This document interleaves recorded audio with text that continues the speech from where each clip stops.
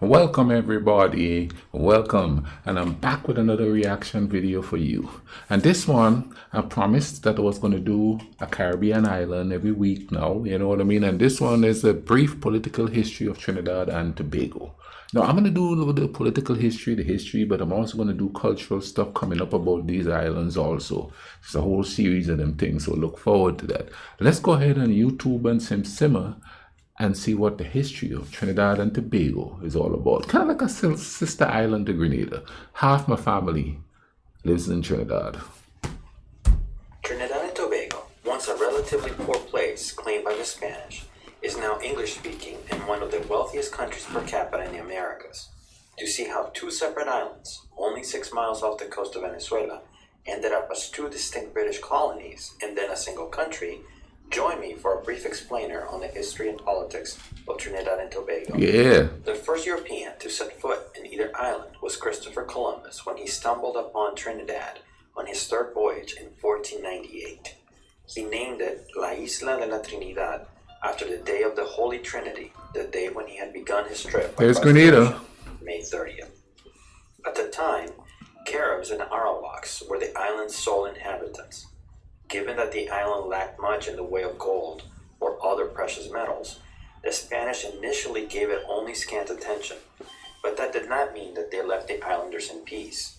In the 16th century, many of the Trinidadians were captured by Spanish slave traders and sent to work in other Spanish possessions. The Spanish began to pay more attention to the island after the stories of the mythical land of gold of El Dorado began circulating. So the first slaves in the Caribbean and were the natives, Arawaks and Caribs. Those were the first slaves. You know what I mean? And a lot of them, they're pretty much extinct down there now. I don't even think there's any left on Grenada Island. And I think there was just a few left in, I think it was Dominica or St. Lucia, just a few left a few years ago. I mean, they pretty much were extinguished, pretty much. Multiple explorers came searching for it and attempted to set up colonies in 1530, 1532, and 1550, but they all failed. In effect, there was no Spanish presence in Trinidad until 1592, when Antonio de Berrio, a veteran soldier from the Italian Wars, took official possession of the island and founded San Jose of Oruña, a town just east of Port of Spain, later renamed St. Joseph. This served as the capital until 1784. The Spanish were not the only ones that had heard of El Dorado, however, and in 1595, Sir Walter Raleigh raided the island of Trinidad. First, the small stockade at Port of Spain, and later St. Joseph itself, where he captured Governor de Berrio and released 5 native Indian chiefs whom Berrio had bound with one long chain, tortured and left to starve. Raleigh did not stick around, though, as he continued on his way to try to find El Dorado, and thus the island remained within Spanish domain. It would not be the last time the British attacked Trinidad. After 1595, the development of the island proceeded slowly. There was little interest in migrating there, especially as the island produced little in the way of export. But for those who came, there was the hope of being awarded an encomienda.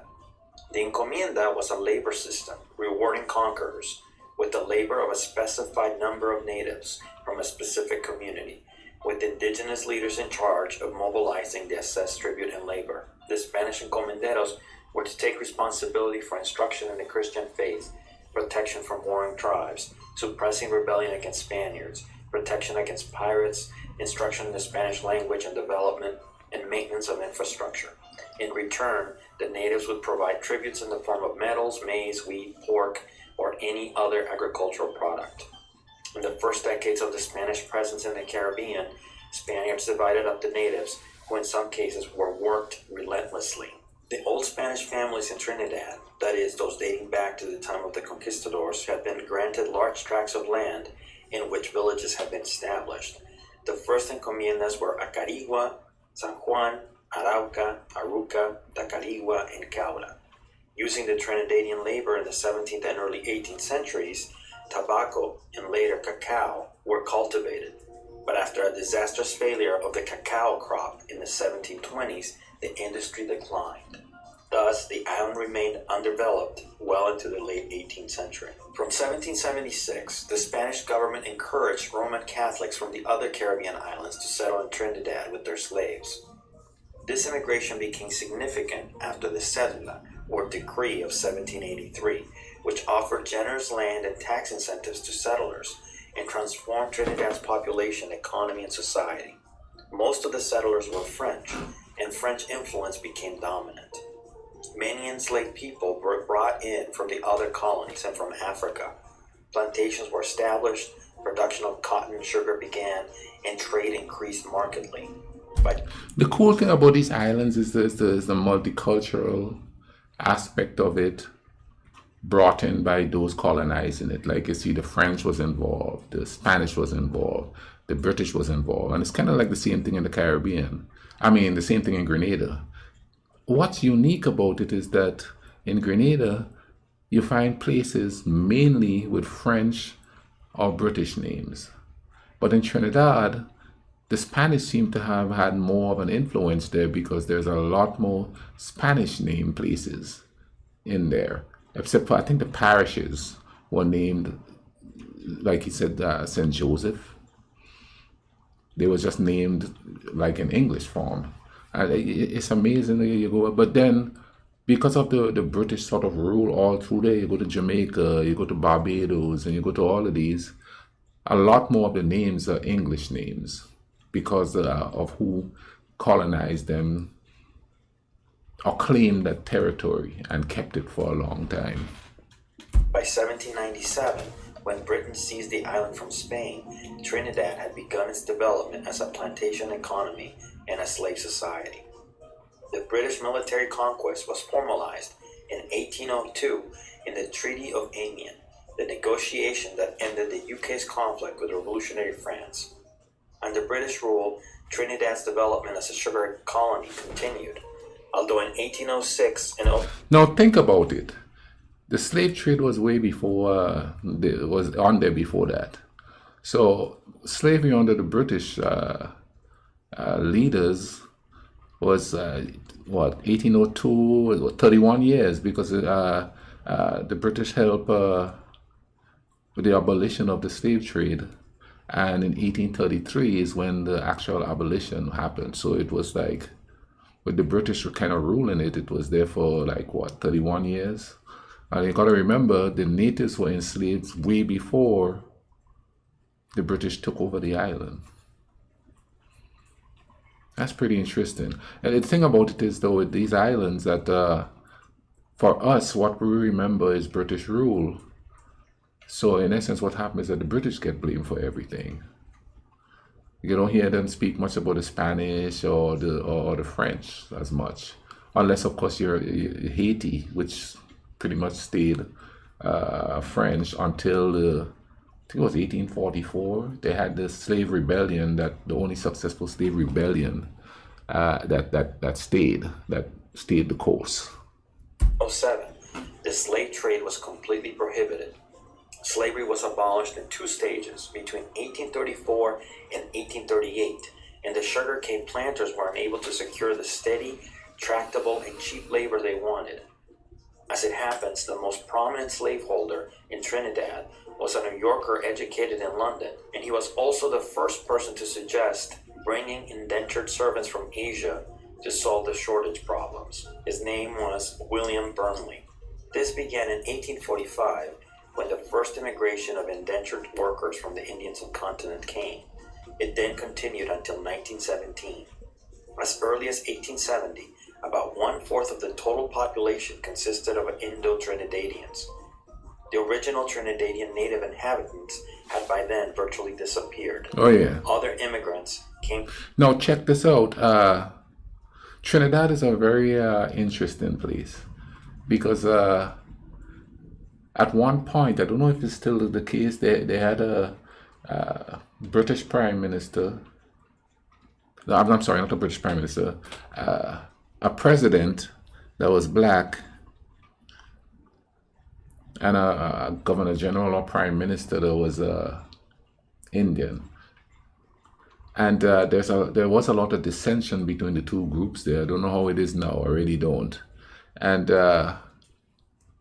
it's crazy that that's the way that is. However, if you look at the culture itself, the African oriented culture sort of dominates there to a certain degree, because even the Indian music, they have music they call chutney soca, and and stuff like that. It sort of took on like an African flavor with an Indian drizzle of Indian culture in it. The food is, oh man, if you ever get to eat a Trinidadian food, because it's a nice mixture of the African and the Indian, and they have a whole massive population of people who are descendants from the indentured servants coming there from that time. Came to Trinidad after 1838 from the smaller British Caribbean colonies, Africa, Madeira, China, Syria, Lebanon, Venezuela, and the United Kingdom. Trinidad's population became one of the most heterogeneous in the Caribbean. Tobago's early history is a separate story. Also cited by Columbus and claimed by Spain, the Spanish began calling it tobacco, although with varying spellings, around 1511, as it resembled the shape of the cigar the natives smoked. Given that it also lacked precious metals, at first it followed a similar development pattern as Trinidad, as the Spanish did not attempt to develop any settlement, but instead kept raiding the island in an attempt to enslave its inhabitants. This led to the decimation of the population. The first serious attempt at a settlement did not come until 1628, when the Dutch founded Fort Lissigen in a colony they called New Valkeren. Constant raids by the Spanish and fierce indigenous opposition, however, meant it was short-lived. It would fail just as multiple other attempts did as well in 1629 and 1632. Soon after, the Courlanders, a duchy that would eventually become present-day Latvia, would also try their luck, and after multiple failed attempts would finally establish a longer-lasting settlement in 1654 called New Courland. Incidentally, the duchy would be the second smallest state to try their hand at colonization in the Americas, surpassed only by Malta, who would also have a brief presence in the Caribbean during that period. During the 17th century, Tobago changed hands numerous times as the English, French, Dutch, and Courlanders wrestled for control. In 1704, Dutch in there too? a neutral territory, which left room for pirates to use the island as a base for raiding ships in the Caribbean. For the next nearly 60 years, the island would go back and forth between the French and the British as a small part of a much larger struggle between the two powers. In 1763, after the 7 Years' War, for instance, the French ceded it to the British, and for the first time, the British would set up a successful sugar industry in the island. By 1777, its economy had flourished, and it was exporting large quantities of cotton, indigo, rum, and sugar. But in 1781, the French reinvaded Tobago and destroyed the plantations and forced the British governor to surrender. The island's buoyant economy fell into decline. French rule in the island would be victim to the fortunes of revolutionary France first, and later to Napoleon's empire. Thus, in 1814, the island would be ceded to the British for the last time as a result of the Treaty of Paris, the semi-final negotiation between Napoleon and the rest of Europe, as only a year later he would face final defeat at Waterloo. From that point on, the British tried to revive the sugar industry in Tobago, but by then it had already hit an irreversible decline. You know what's pretty cool about all of this, and I say cool because it's not cool isn't cool, but the fact that like all these figures that you hear about in history, like Napoleon and stuff like that, and when we study Napoleon, when being younger, you didn't correlate him with Caribbean history that much. You know about Haiti, but then you didn't. He was the emperor at the time when all the fights was going on for Grenada, going on for Trinidad, and all those other islands between the British and the French. So Napoleon played a part in the history of the islands, from way over there while he's fighting battles and wars to try to dominate Europe. So it's a small world, ain't it? While lower sugar prices had already hit it hard, the last nail in the coffin was the Sugar Duties Act, which took away their tariff protection. Facing added competition from Cuba and Brazil, the industry collapsed. As Tobago's economy declined, so did its imports to the British government. To reduce the costs of ruling the island, the British government sought to unite Tobago with neighboring islands into a single administrative unit. In 1833, Tobago, Grenada, and St. Vincent were put under the authority of the governor of Barbados, but the island retained a representative assembly. A key turning point came in 1876 as a result of the Balmana riots. These occurred when police tried to control the unrest among Barbadian immigrant laborers at the Roxburgh estate on the southern coast of Tobago. But the crowd resisted, and as a consequence, a woman was shot by the police, while the person commanding the group, Corporal Balmana, was beaten to death by the mob, and several other officers were injured. The event convinced the resident whites that there could be future problems like this one, or like the Morant Bay Rebellion in Jamaica 11 years earlier. Thus, they began to think that Tobago would be better protected if they became a pure crown colony constitution, that is, one with direct British rule and no elected legislative assembly. So they looked to become unified with Trinidad, a colony that had never enjoyed any type of self-rule because, unlike Tobago and other British Caribbean colonies, Trinidad had become part of the empire as a result of military conquest. This government setup would remain in place until 1925. The lack of representation and inequality in the unified islands sometimes turned explosive. The most famous example of this were the water riots of 1903. The underlying cause of these were first the abolishment of the local government at Port of Spain, and second, an increase in the cost of water as the government decreed the installation of water meters in private homes. Locals immediately organized to protest this under the leadership of Emmanuel Mazumbo Lazare. This culminated on March 23rd outside the Red House, the seat of the country's executive council. Protesters threw rocks at the building, smashing windows and eventually setting it on fire. The police then opened fire on the crowd, killing 16 people and injuring 42 others. The fire completely gutted the Red House. It had to be entirely rebuilt in 1907. During the British colonial period, many activists sought to change the constitution to allow the inclusion of some elected members on the Trinidad and Tobago Legislative Council. In 1925, a constitutional reform did that, adding 7 elected members. Further agitation, especially an island-wide series of strikes and riots in 1937 under Grenadian-born leader Uriah Butler. Oh yeah, hey. Oh man, I haven't heard that name in so long. Uriah Butler. Learned a lot about him in school back home. Yes, man. The trend you will see is that Grenadians also played a big part in Trinidad history. You understand what I'm saying? The greatest calypsonian in the world, the Calypso King, Mighty Sparrow, Stinger Francisco, Grenadian. A lot of Trinidadians have their roots from Grenada. You understand? But no, you do. Hey, Trinidadians ain't gonna hear it though, because they think they're Trinidadian today, but we know the truth, fellas. We know the truth. People, right? Suffrage in 1945 and other constitutional reforms that provided for a measure of self-government. Butler was jailed from 1937 to 1939 and then rearrested when the United Kingdom entered World War II and jailed for the duration of the war. After his release in 1945, Butler reorganized his political party, the British Empire Citizens and Workers' Home Rule Party. This party won a plurality in the 1950 general elections, but the establishment feared Butler as a radical, and thus Albert Gomez became the first chief minister of Trinidad and Tobago instead. The 1956 general elections saw the emergence of the People's National Movement under the leadership of Eric Williams.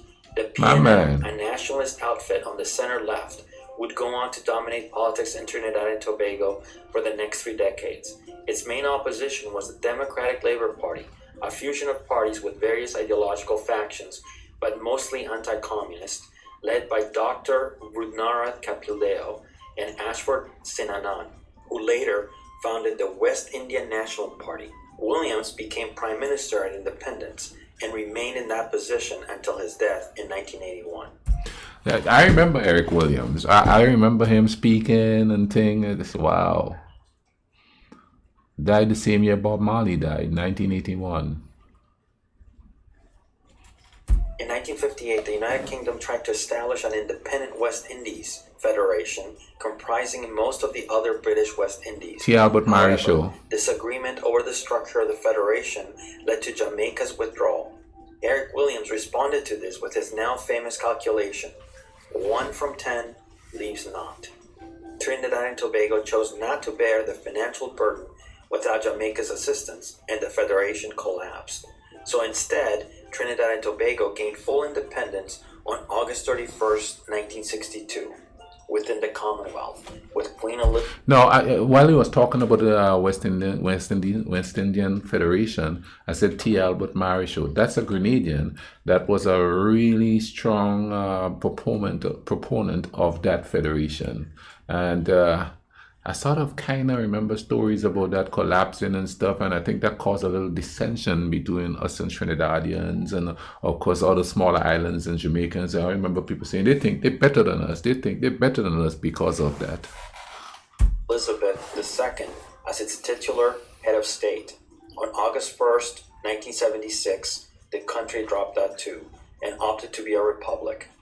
And the last Governor General, Sir Ellis Clark, became the first head of state or president.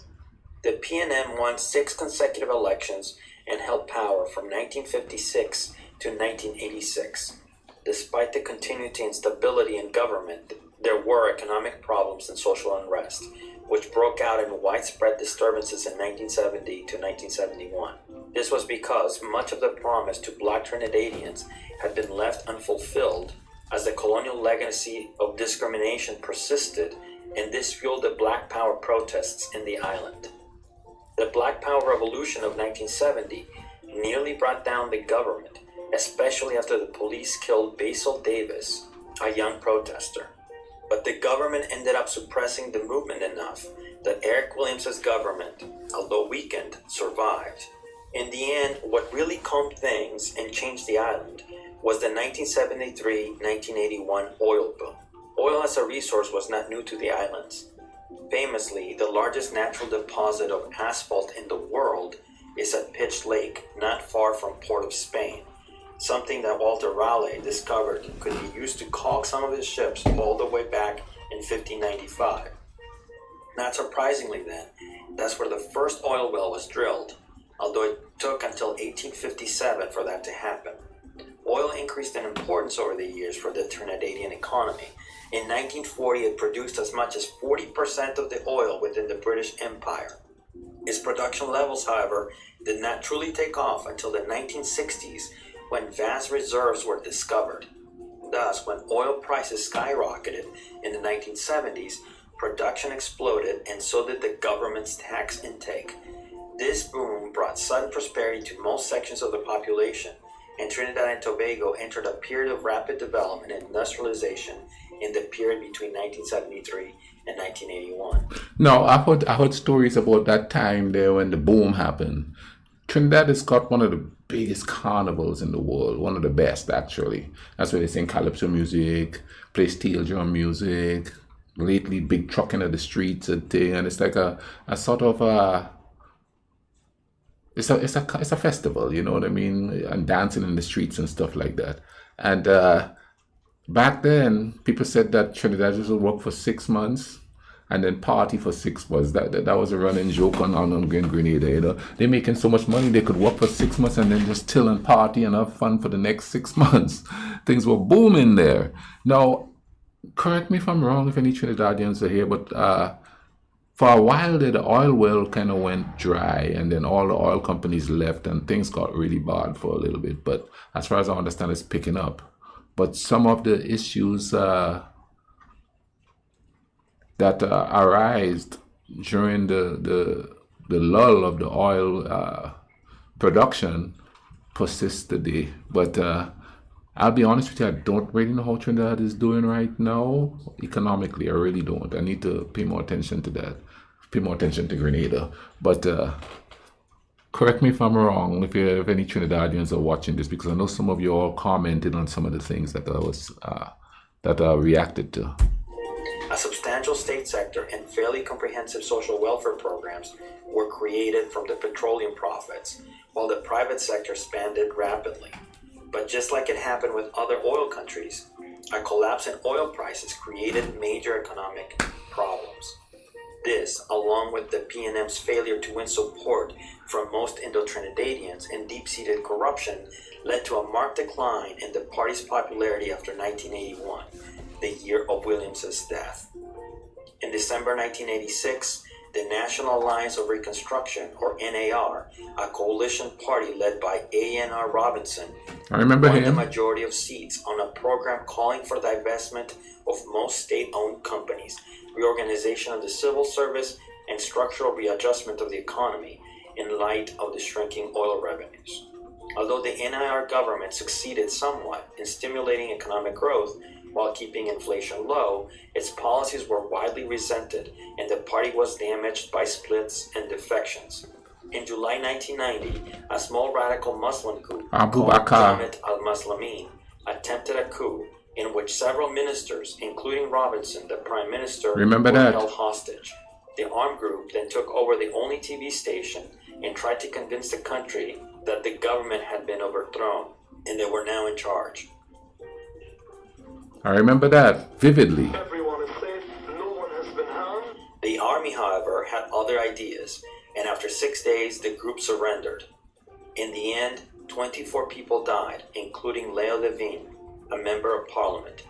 All the members of Jamaat al-Muslimin would be charged with treason, but later, all of them, along with their leader, Abu Bakr, would be granted amnesty. To this day, it remains the only militant Islamic coup attempt in the Western Hemisphere. Although the coup failed, it severely weakened NAR, and the party was defeated the very next election in December 1991, when the PNM returned to power. Since then, Trinidadian politics have been dominated by the PNM and the United National Congress, or UNC, a center-left party traditionally supported by Indo-Trinidadians and other minorities. Has managed to elect two prime ministers.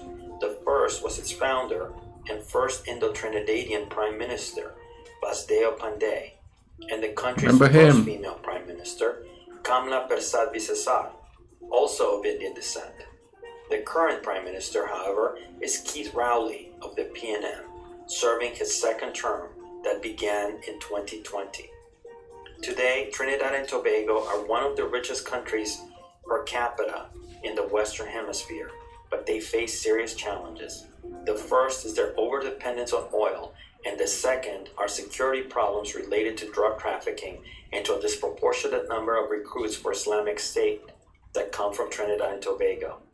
There have been many Trinidadian jihadists that have been killed in Iraq and Syria, and there's a concern that those who return could radicalize others or find local or regional jihadi projects. Thus, compared to the rest of the region, Trinidad and Tobago has a solid democracy, but similar problems. How well they manage those challenges is as yet unclear.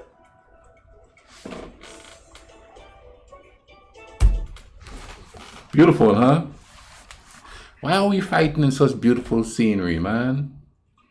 You have the jungle right onto the beach. Come on now, let's enjoy that vibe. I'll leave a link to this video in the description. This stuff was quite interesting. The thing about going through the Caribbean history, once you get, well, you know, it was before my time, but once when you hit 1900 and up, I pretty much, you know that to a certain degree because they teach it in schools when I was in school back home. So, you know what I mean, and things. Yeah. Comment down below if you like this series, you want to see more of it. I'll be bringing it to you and thing. And I'm going to go into more of the culture because, as you could tell, it's a really interesting cultural vibe going on there with the Indo-Trinidadians and the Afro-Trinidadians, and of course there was an influx of Asians and stuff on the island. That make the food so great because you could get just about anything on that small island there, or small in relation to America. Anyway, man, y'all take care of each other, all right? Cool around it. So, by the way, check out the videos up here, man. Check out the videos up here. You know, keep watching.